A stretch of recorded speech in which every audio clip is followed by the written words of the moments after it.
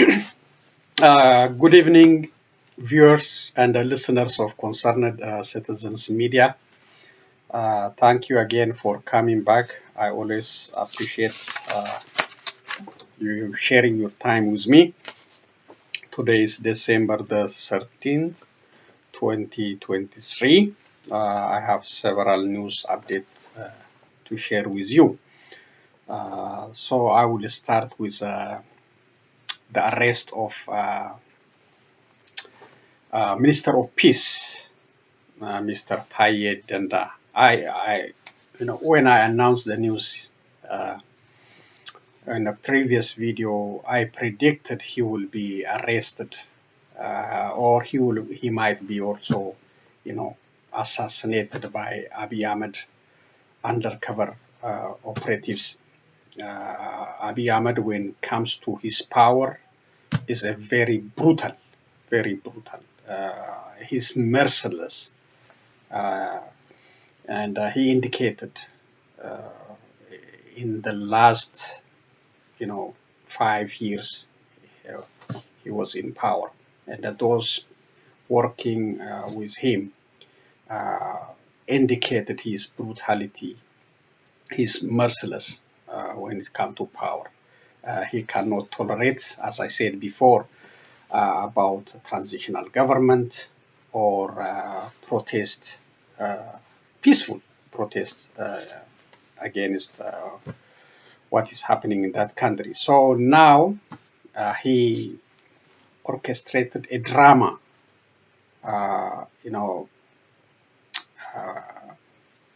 of this Minister of Peace, Mr. Taye Denda. He used the same tactic used by TPLF during TPLF dominated Ethiopia government. So they made up all these fake documents and brought weapons, passport, cell phones, computers, all these, incriminating evidence prepared by his undercover operatives because of this individual for speaking up against what's going on in that country. So they made it up. They called the media, so it's already shared by so many internal and external media to, the evidence incriminating Mr. Taye Denda, Minister of Peace. So this is the tactic they learned from TPLF, Getachew Asafa, who used the same tactic to intimidate, to arrest, to charge individuals who are against the policy of that government. So Abiy Ahmed is, showing his brutality by orchestrating this evidence against Mr. Taye Denda. Let's listen to this, and I have, thanks to Addis Standard, very short translation of this video. Thank you again for coming back. Let's listen to this. It's in Amharic, very short one.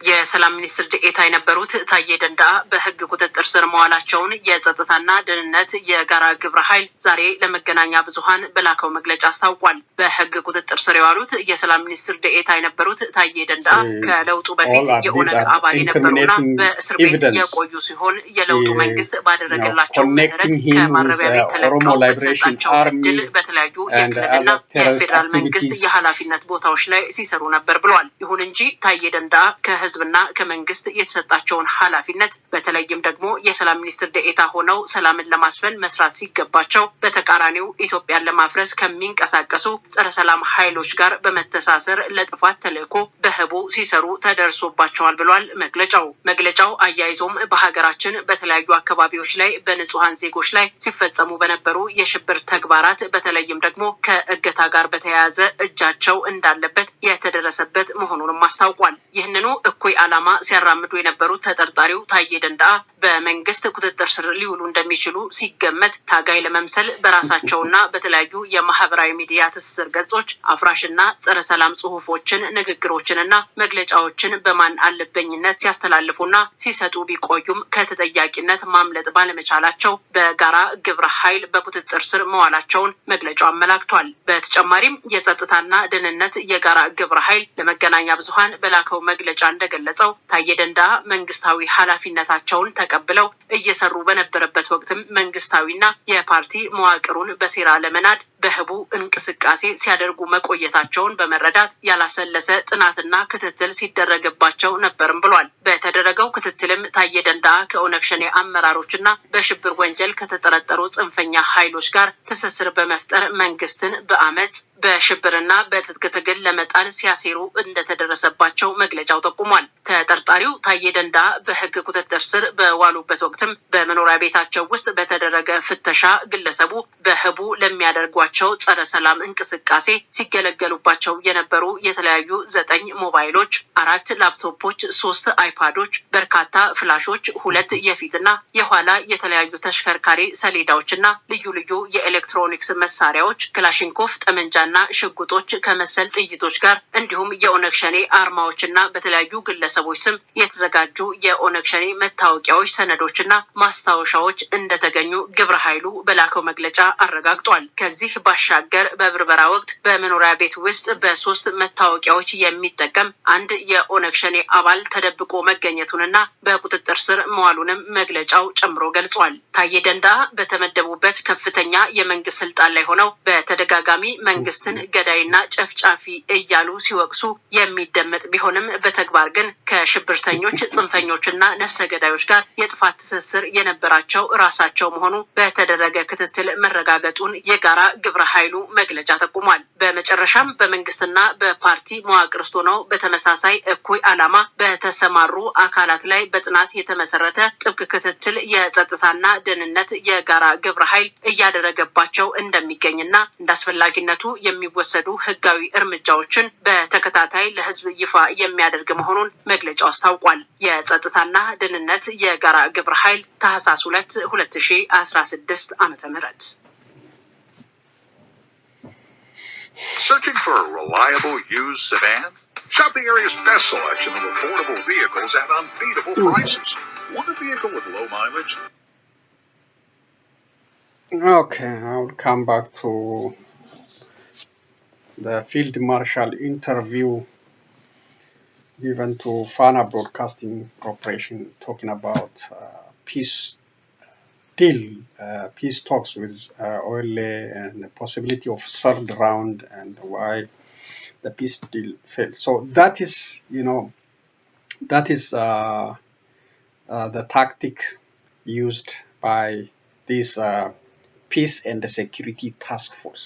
This is the right hand of Prime Minister Abiy Ahmed of Ethiopia. He is surviving on these people, and plus, the defense force, the task force like CIA style, undercover operatives, and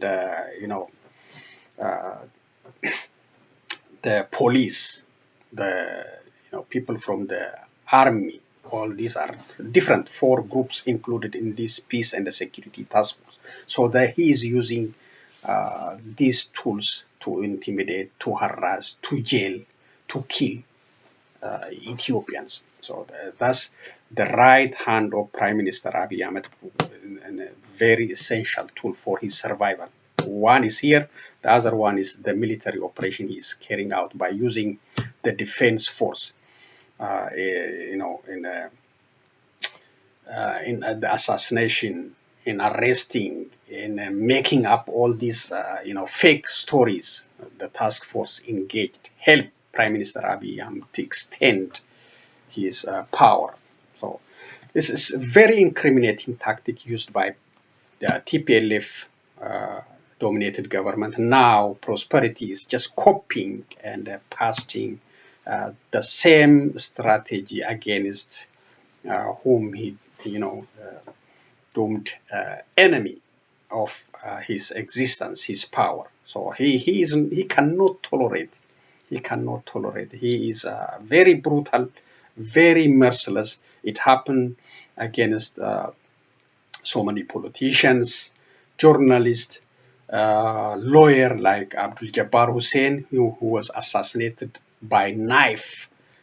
They didn't use bullet; they used knife to assassinate the lawyer. You know, so he is brutal, and so many atrocities happening under Abiy Ahmed by using these task force plus local militia who are given green card to assassinate, to arrest anybody, just for the sake of Prime Minister power, to keep him in power. So let's read what Addis Standard, Addis Standard translation of what you saw on the video. It says, former State Minister Taye Danda arrested over alleged terrorist ties.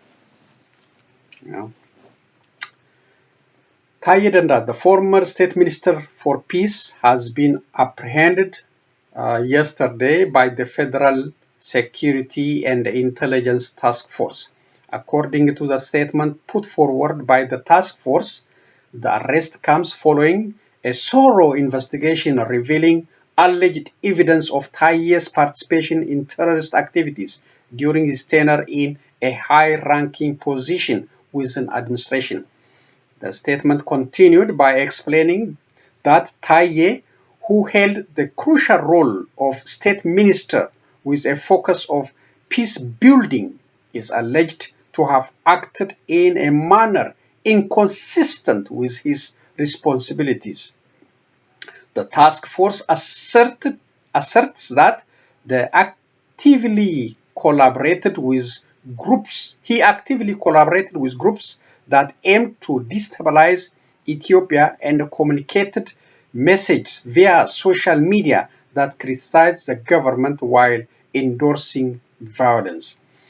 Based on the statement, the task force had been conducting continuous surveillance and investigation of Taye due to suspicions that he was involved in conspiracy to overthrow the government and the party structure. The Joint Task Force alleged that Taye had been conspiring with leaders of the Oromo Liberation Army, OLA, referred to as Shani by the government, and other extremist groups involved in terrorist activities. The task force alleged that Taye was involved in terrorist activities targeting innocent citizens in different areas of our country, particularly in relation to kidnappings.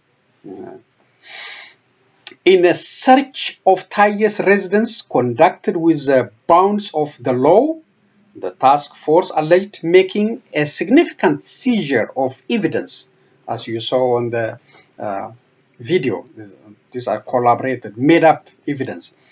This encompassed 9 mobile phones, 3 iPads, 4 laptops, assorted flash drives, 4 district vehicle plates, electronics devices, Kalashnikov rifles, pistols, OLA logos, and IDs associated with anti-peace activities. The statement underscored the finding of documents and notes that bolster Taye's alleged involvement in destructive activities.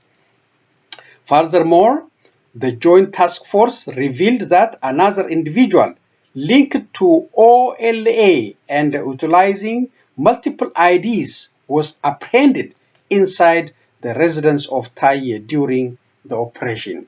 Unbelievable. These are all fake. The Security and Intelligence Task Force pledged to maintain rigorous surveillance and provide ongoing public disclosure of legal action taken against government officials involved in these alleged activities. On 11th December, Prime Minister Abiy Ahmed dismissed Taye from his cabinet-level role in a letter expressing gratitude for his service, since October 2021. However, the reason for his termination were not provided.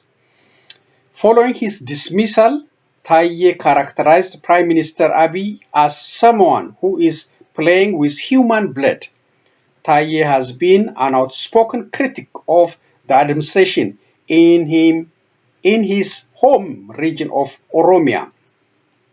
In recent weeks, Taye has been vocal in his criticism of government on social media and in interview, blaming authorities for failed peace talks and condemning the arrest of protesters.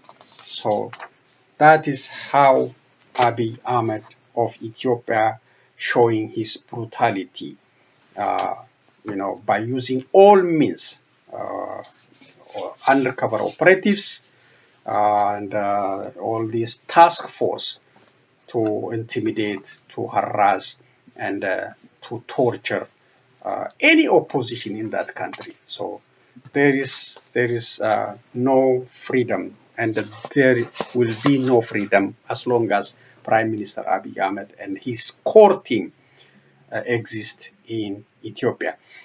So the next video is about Field Marshal Berhanu Jula talking about possibility of third round of peace talk with OLA and oil, the mandates the OLA must accept for the third round to take place.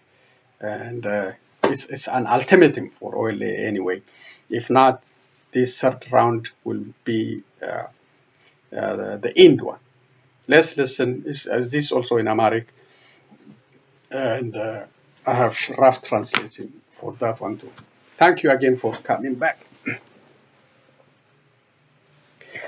በህዝብ ተወካዮች ምክር ቤት በሽብርተኝነት የተፈረጀው የሸኔ ቡድን ባለፉት ዓመታት በክልሉ ህዝብ ላይ የተለያዩ ጥፋቶችን መፈጸሙን በወቅታዊ ጉዳዮች ላይ ማብራሪያ የሰጡት የፌዴራል ጦር ኃይሎች ጠቅላይ ኤታማዦር ሹም ፊልድ ማርሻል ብርሃኑ ጁላ ገልጸዋል። በተለይም በሰሜኑ የሀገሪቱ ክፍል ተፈጥሮ የቆየውን ችግር ለመፍታት መንግስት ከህወሓት ጋር ያደረገውን ድርድር መነሻ በማድረግ በኦሮሚያ ክልል ያለውን የጸጥታ ችግር ለመፍታት በማለምም በሁለት ዙር ከቡድኑ ጋር ድርድር ማድረጉን አስታውሰዋል። ይሁን እንጂ ድርድሩ ሳይሳካ ቀርቷል ያሉት ፊልድ ማርሻል ብርሃኑ ጁላ ለድርድሩ ለመሳካትም የህዝብ ተወካዮች ምክር ቤት አሸባሪ ያለው ቡድኑ ይዟቸው የቀረበው የድርድር ነጥቦች ያልተገባ መሆኑን ነው ያነሱት።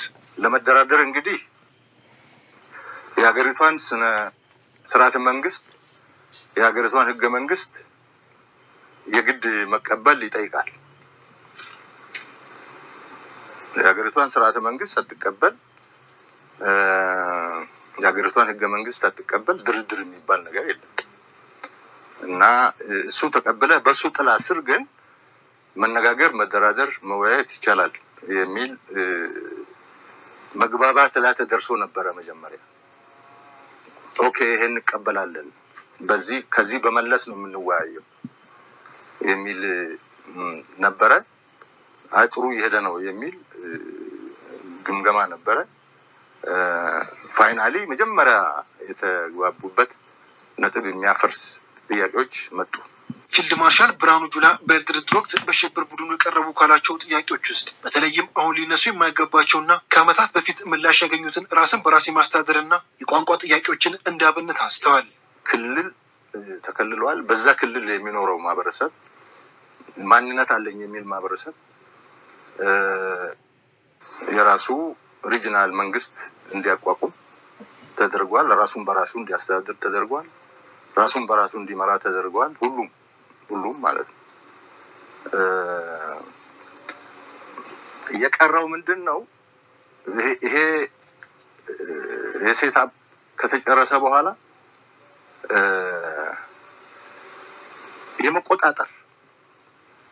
የመቆጣጠር ችግር ነው የነበረው በኢህአዴግ ጊዜ።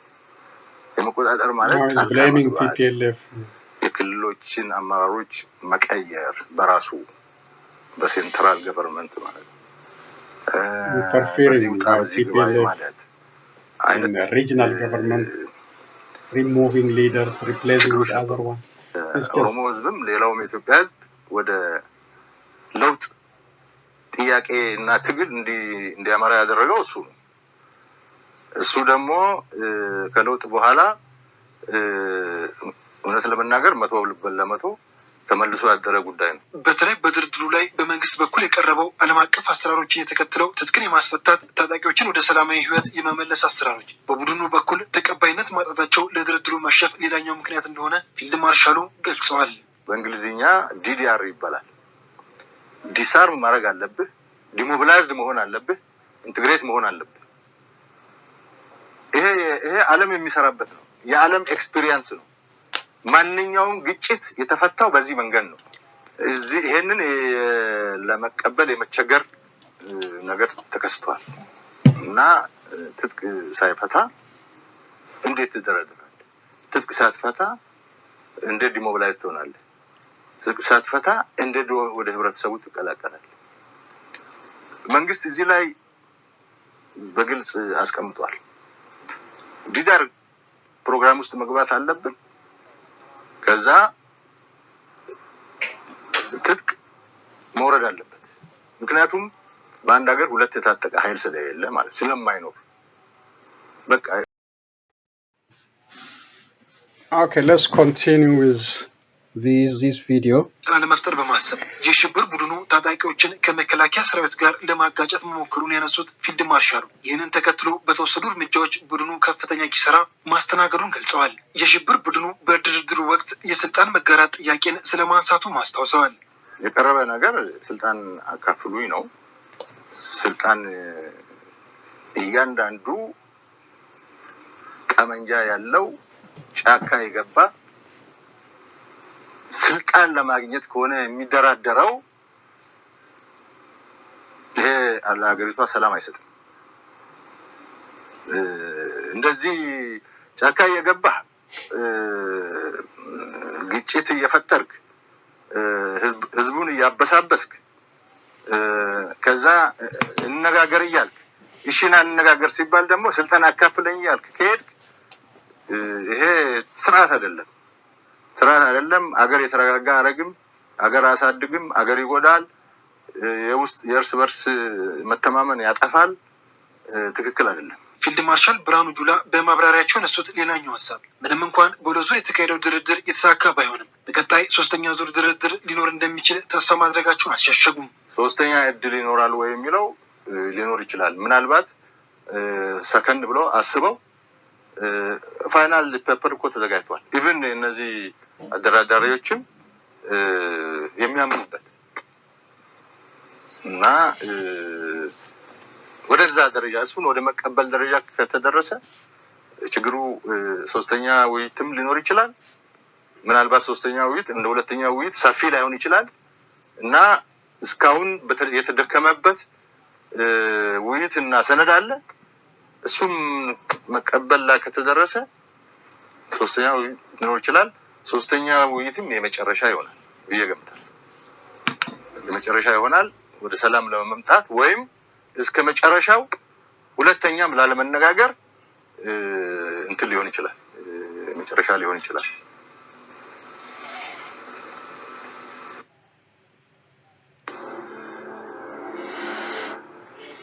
Okay, so that's really disturbing.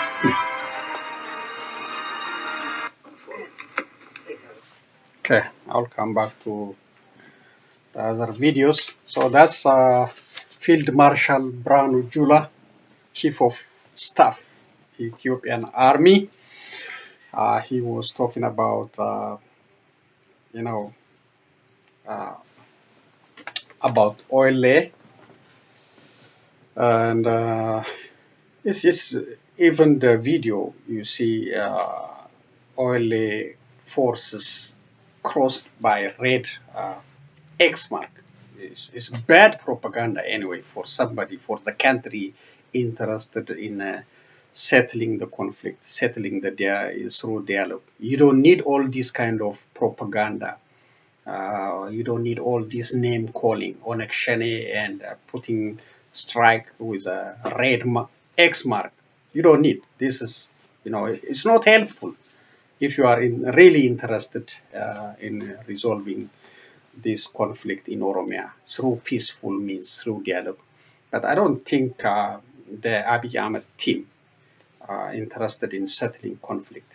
I don't think they are already involved in a very, very war crime in Tigray, and so their hands are full of bloodshed, and they are incriminated uh, through global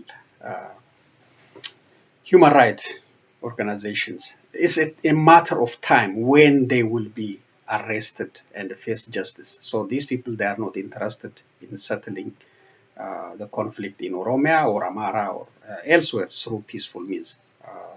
You know, unless something forced them to do so. So he was talking about that OLH must accept the constitution, must accept the law of the land, before engaging in all these propaganda. Uh, and OLH should give recognition for the constitution, or the institution, and the law of the country. If you accept all this, you don't need to go in armed struggle. If there is, peaceful way to express yourself in that country, but there is no way under Abiy Ahmed, there is no way you can express yourself or engage in political dialogue through peaceful means. It has been witnessed again, against Oromo Liberation Front when they came back from Eritrea.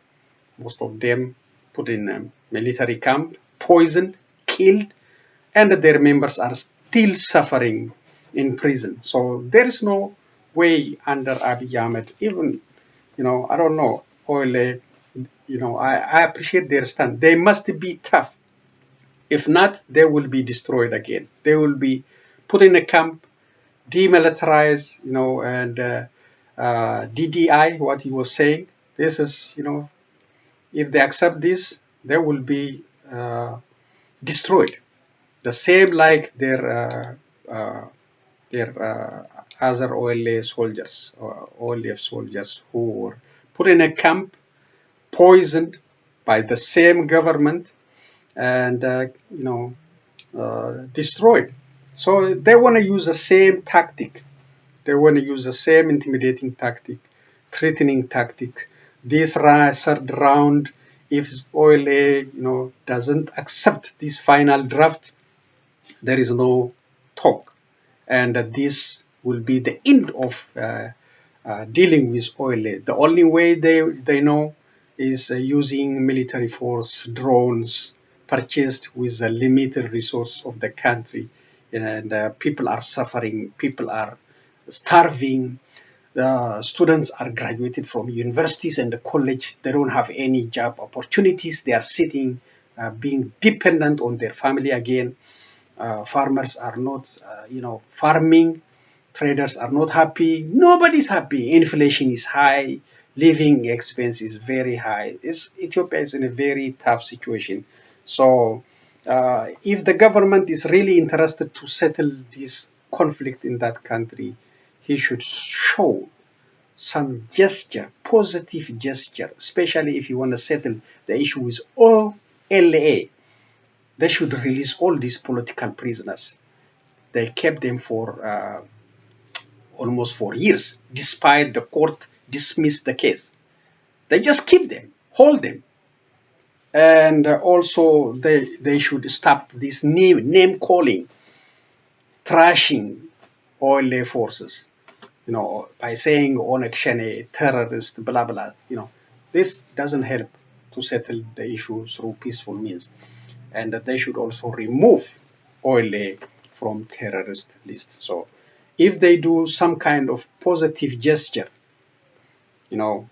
people see, those international mediators also see, okay, the government is taking a positive step to settle this issue through peaceful means. OLA should also be forced. So that's the only way. But if you are just keep calling, using name calling, trashing OLA, and using all these propaganda media, it will not settle. It will not settle, and we hope the third round, you know, we will be free of obstacles, and there will be a signed agreement between OLA and those representing the federal government of Ethiopia. We want peace in Oromia. We want to end this ongoing bloodshed. This crisis in that region, also in Amara, other areas. So the country cannot afford to spend money on military. The country cannot afford, really. There is an in debt, but Abiy Ahmed and the Prosperity Party, they don't care. They're just looking for whatever available money and purchase drones and the tanks and destroy their own citizens. Okay, let's continue with other one. The Amara region also gives warning to Fano and other militias fighting against the government, and that they gave them 7 days to surrender peacefully and disarm and accept the government mandate.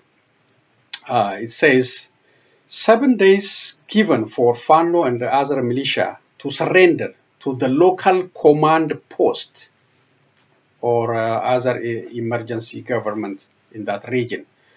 If not,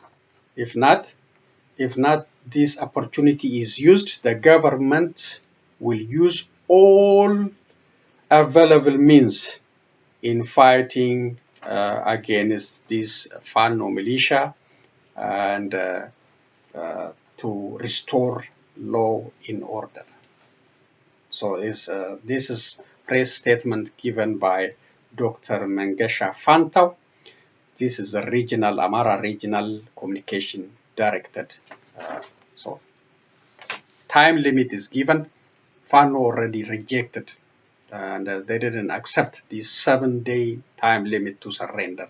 They determined to continue their resistance against Prosperity Party. Okay, the next one is about anniversary of Ethiopia Niger's agreement. This is from U.S. State Department. Let me read what it says. 23rd anniversary of the Algiers agreement between the government of Ethiopia and Eritrea. This is a press statement from U.S. State Department. 23 years ago, today, Ethiopia and Eritrea, with the support of the international community, concluded the Algiers Agreement and committed to demarcate a common border.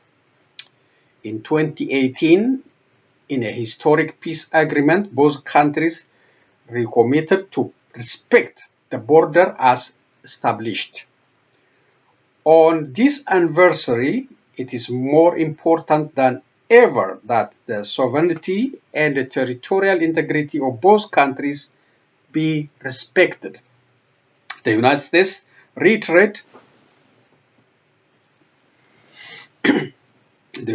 reiterates our support for the Algiers Agreement and encourages Ethiopia and Eritrea to work together in the spirit of the peace they forged toward a more stable and prosperous region.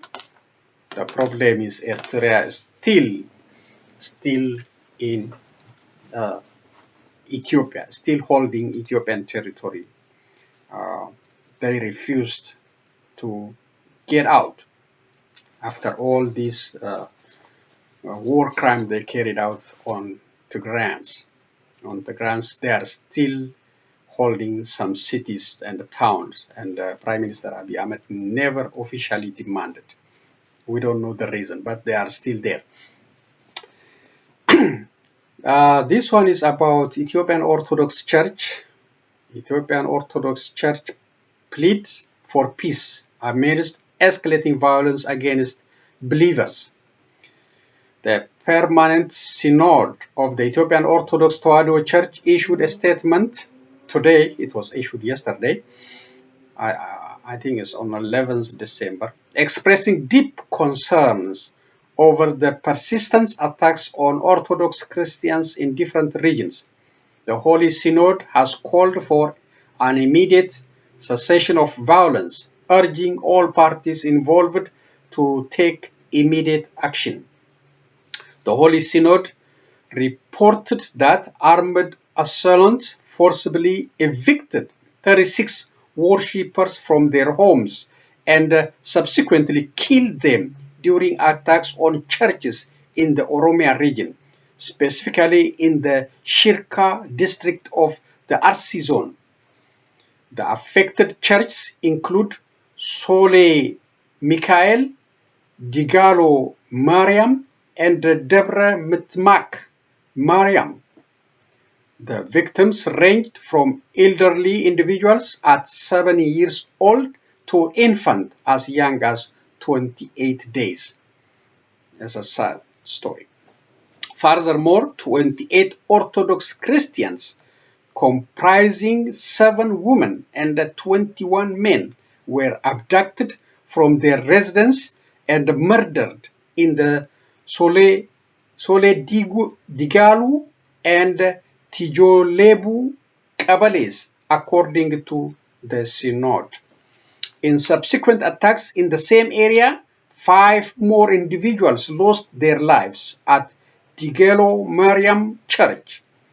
Furthermore, additional violence broke out as Orthodox followers were making their way back from the Feast of the Virgin Mary celebration in Robe. The Holy Synod reported that in addition to the situation in Oromia, believers in the Amara region are also facing attacks. In the Gondar zone of the Amara region, 1 clergy member assassinated with the central Gondar diocese was killed under suspicious circumstances on 9th December 2023. A teacher named Fisha Alamne was also stoned to death by a known assailant. Later that evening, unidentified armed gunmen assassinated Bakura Taguhan Zraadawit Hailu, a church leader from the central Gondar diocese. The Holy Synod, in its statement, strongly condemned the violence and called for an immediate end to the attacks on innocent civilians and religious institutions. Additionally, it urged authorities at all levels to provide security guarantees, bring perpetrators to justice, and implement preventive measures to avoid further conflict. The Permanent Synod also cautioned that Ethiopia's most significant cultural sites, including historic churches and monasteries, are now at risk due to the ongoing violence and instability. The Synod statement expressed concern, stating, in a country with a government and a constitution without foreign invaders and cross-border enemies, the destruction we inflict upon each other, religious hatred, the killing of innocent lives, and the destruction of the country's wealth are alarming. Yes, I agree. The Church urged all conflicting parties to immediately halt hostilities and engage in open dialogue.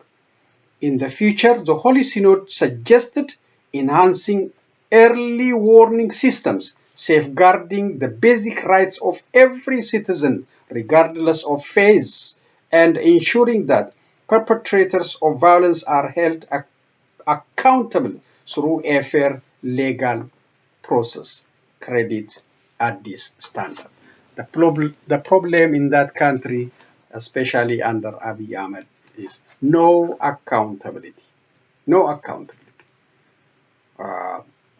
People killed on live video with evidence. The killers are right there, but nobody can prosecute them. Nobody can bring them to justice. That is why we are witnessing killing after killing, killing after killing. and some of them carried out by the government undercover operatives, some of them by local militias. They are going for free. They just kill and nobody asks them. So that's the challenge we are facing. This one is about food insecurity in Ethiopia. In the country, the prime minister claiming or exporting wheat to foreign countries. So we know from this and other evidences, all these are propaganda, lies. People are suffering. People are suffering, but the prime minister is saying whatever comes to his mind. So as this one says, Ethiopia's food insecurity deepens with 4 million at risk of emergency hunger. Credit again at this standard. In a recent released Outlook report, the Famine Early Warning System Network, FEWS Net, a prominent authority on acute food insecurity, has issued a stark warning regarding Ethiopia's worsening predicament. The network projects a dire escalation in the country's food insecurity challenges, with a staggering 4 million individuals at risk of plunging into emergency hunger conditions.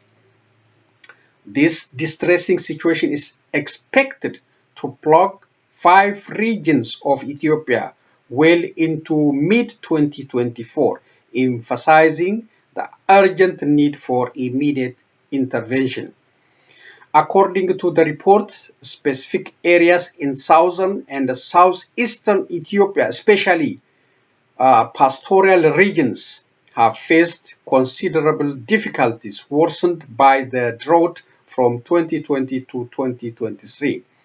In the Borana zone of Oromia and the central parts of the Somali region, over 20% of the population consists of households either displaced or destitute with limited livestock. These households will heavily depend on food assistance and resort to begging until early 2024 to meet their needs.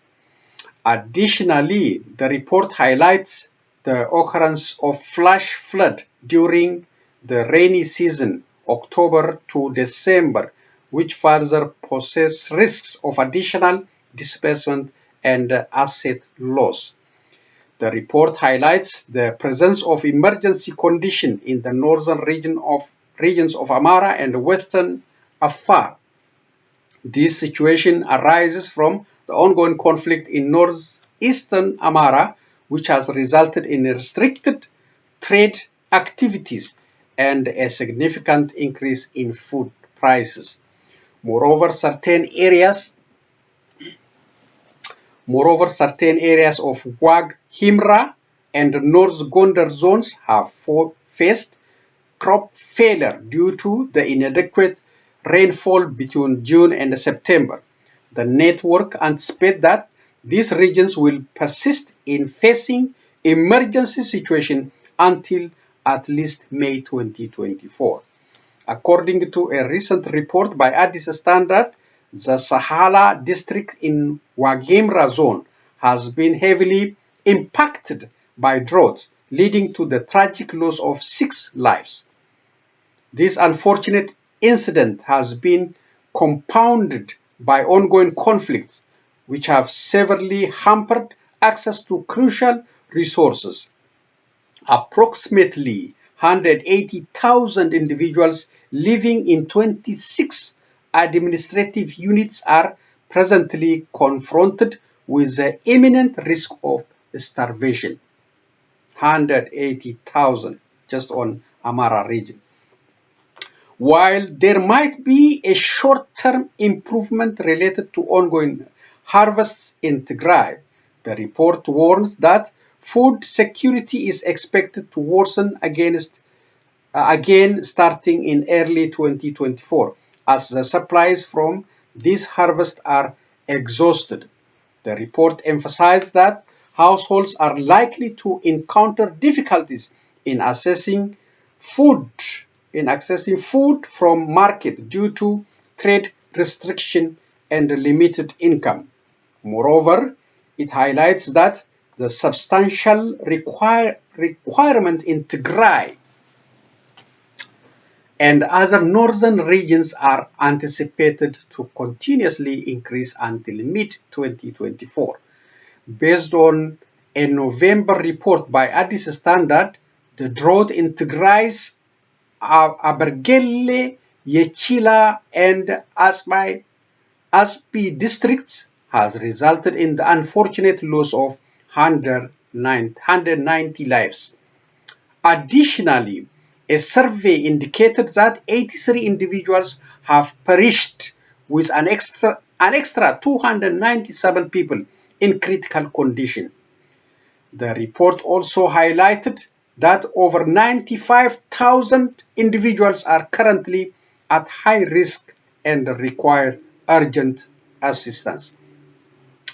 The report emphasized that there may be a surge in the need for aid in multiple hotspots regions during the upcoming lean season, spanning from June to September 2024, unless there is an augmentation in recovery assistance and humanitarian aid. It underscores the critical and persistent nature of the crisis, impacting millions of vulnerable Ethiopians across different regions. The network recommends that humanitarian organizations strategize for an ongoing response until mid-2024 to mitigate the worsening consequences of food insecurity. So that is the reality in Ethiopia. Ethiopia cannot afford to buy weapons, cannot afford to spend money on military conflict, but Abiy Ahmed and the Prosperity Party, they don't care. Really, they don't care. They just care about their power. They don't care. They just want to stay in power, regardless of all these miseries, all these killings, all this military conflict. They just want to go to United Arab Emirates or China or some, from Russia. These old weapons on the drones and kill citizens for the sake of their power. That's the only way. And nobody can challenge them. Election is, fraudulent, no strong opposition in that country, and it's not allowed to have strong opposition under Prosperity Party. Even you cannot peacefully demonstrate. That's the challenge. That's the challenge. He will continue. He will continue purchasing these military weapons and killing own citizens for the sake of his seat. One person becoming slowly very, very bad dictator in that country. And we don't know the solution. We don't know the solution. The solution is very hard. People are fighting, resisting. Fanos and Ole, if they disarm, it will be an opportunity for Prosperity parties to continue. And nobody can beat them in election. The board member is chosen by Prime Minister office. And who can challenge them? Nobody. This one is from U.S. State Department sanctioning Hamas officials. U.S. is helping Israel in multiple fronts.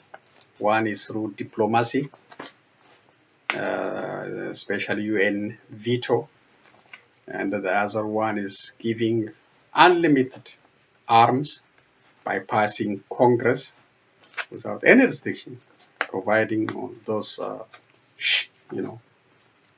weapons to Israel. Now they're coming through other means to put sanctions on those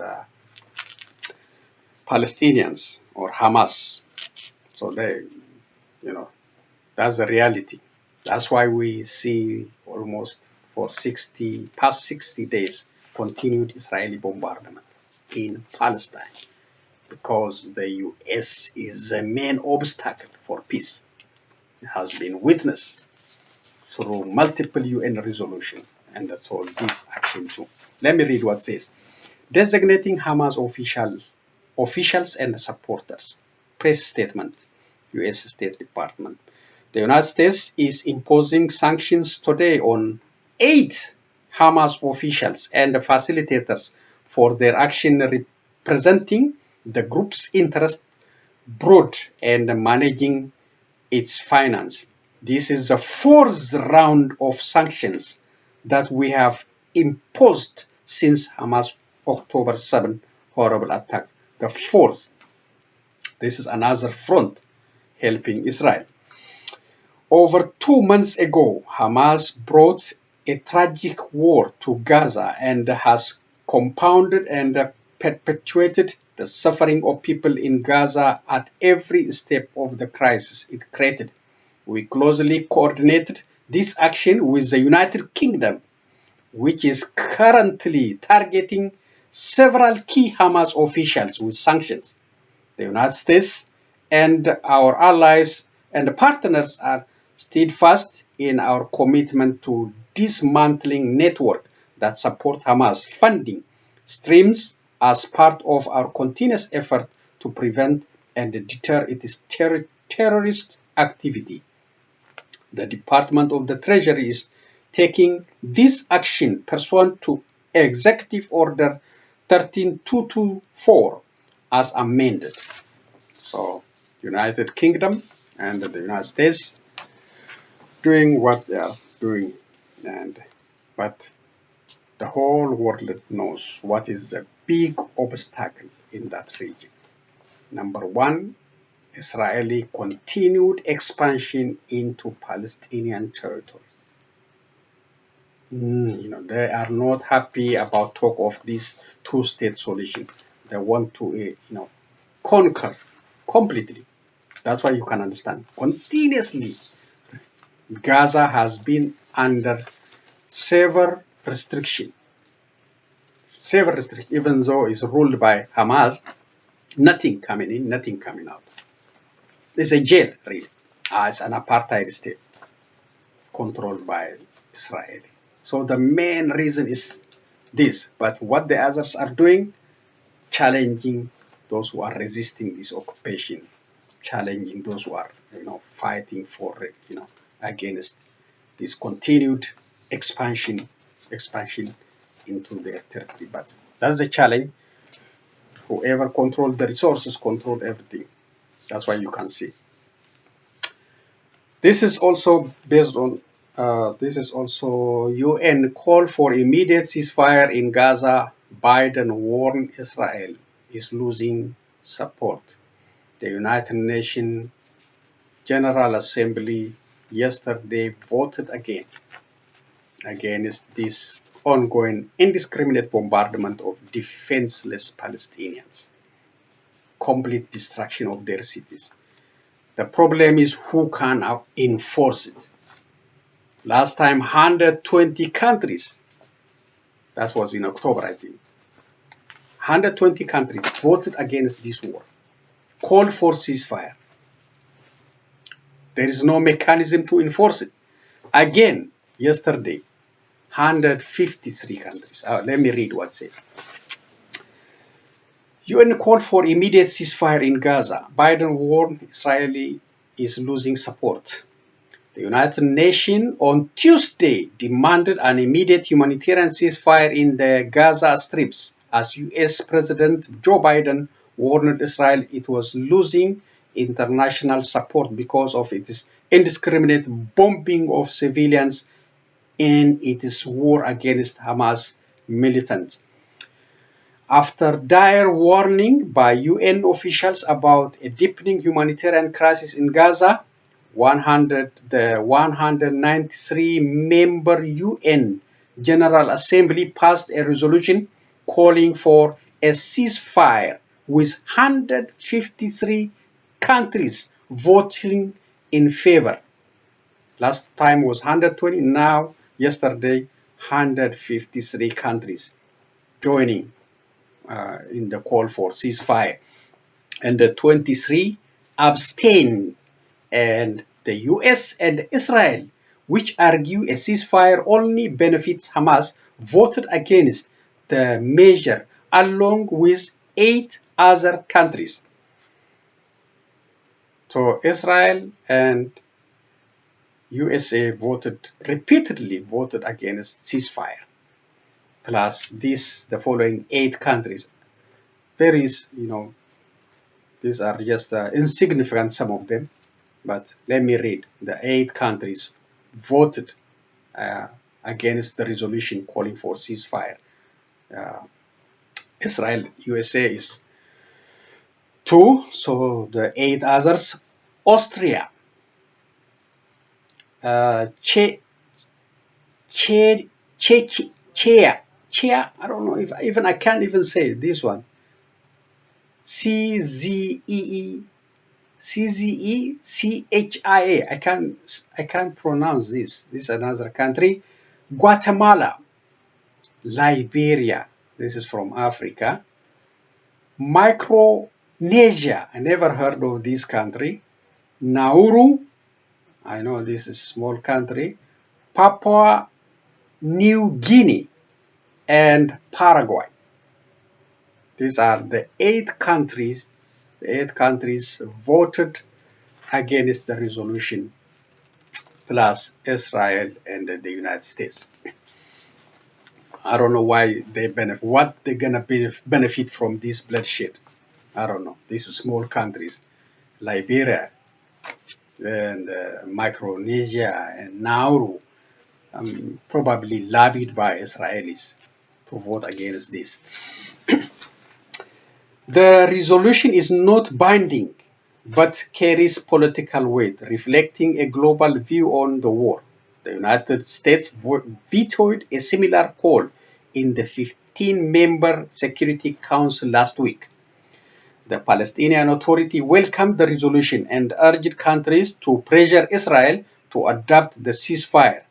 A Hamas official in exile, Izzat el-Rashik, in a statement on Telegraph, echoed that reaction, saying Israel should stop its aggression, genocide, and ethnic cleansing against our people. Before the resolution passed, Biden said Israel now has support from most of the world, including the US and the European Union, but they are starting to lose that support by indiscriminate bombing that takes place, he told a campaign donor event in Washington. Israel's assault on Gaza to root out Hamas has killed at least 18,205 Palestinians and wounded nearly 50,000 since October 7th, according to the Gaza Health Ministry. So the number is keep increasing. Now 18,000 plus deaths and 50,000 plus injuries, and the number continues as long as the bombardment continues. In Khan Yunus, southern Gaza main city, residents said on Tuesday Israeli tank shelling was now focused on the city center. One said tanks were operating in the street where the house of Yahya al-Sinwar, Hamas leader in Gaza, is located. After nightfall, Israeli airstrikes on Khan Yunus in southern Gaza Strip killed 11 Palestinians, including 2 children, health officials said. An older Palestinian, Tawfiq Abu Breka, earlier said his residential block in Khan Yunus was hit without warning by an Israeli airstrike that brought down several buildings and caused casualties. The world's conscience is dead. No humanity or any kind of morals. Bereka told Reuters as neighbors sifted through rubble. This is the third month that we are facing death and destruction. Further south in Rafah, which borders Egypt, health officials said an Israeli airstrike on houses overnight killed 22 people, including children. Civil emergency workers were searching for more victims under the rubble. Residents said the shelling of Rafah, where the Israeli army this month ordered people to head for their safety, was some of the heaviest in days. At night, we cannot sleep because of the bombing, and in the morning, we tore the streets looking for food for the children. There is no food, said Abu Khalil Fori, a father of 6. The United Nations World Food Program says half of Gaza population is starving. There is no electricity, there is no fuel, no water, no medicine. Resident Mohammed Absaid said as he inspected derbies in Rafah. The Gaza health minister said that diseases and illness including diarrhea, food poisoning, meningitis, respiratory infections, chickenpox, and scabies were spreading. So that is the realities Palestinians living, and Israeli cruelty is not stopping. It's continue ignoring all this international call for peace, for ceasefire. Israeli continue its bombardment. The suffering will continue.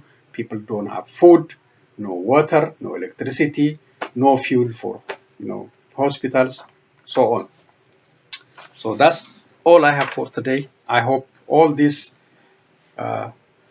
crisis I talked about in Ethiopia, in Gaza, hope will come to an end. Let's continue our prayer, really, especially to end this indiscriminate bombardment of Palestinians, defenseless Palestinians, and the destruction of their cities. And Biden, he criticized Israel, and Israel is getting angry now, even though it came late after 2 months of bombardment. It could have ended a long time ago if Biden say what he said now, earlier at the conflict. It's excessive revenge by Israeli against Palestinians, not against Hamas, Palestinians. So that's a sad story, and I hope it will come to an end, and we'll hope to see the establishment of the two-state solution and justice for all destruction, for all these 18,000 lives lost. Justice. I hope the Israeli will be accounted for. The destruction of the cities and the killing of all these civilians, I hope. And also we continue to pray for Ethiopia. Ethiopia is also in a very bad shape, and end all this conflict in Amara and in Oromia, and Ethiopia needs something to uplift them, not to degrade them, not to kill them, not to buy weapons and continue the killing. So that's all I'm going to say for today. Thank you for joining me, and be safe. So long, everyone.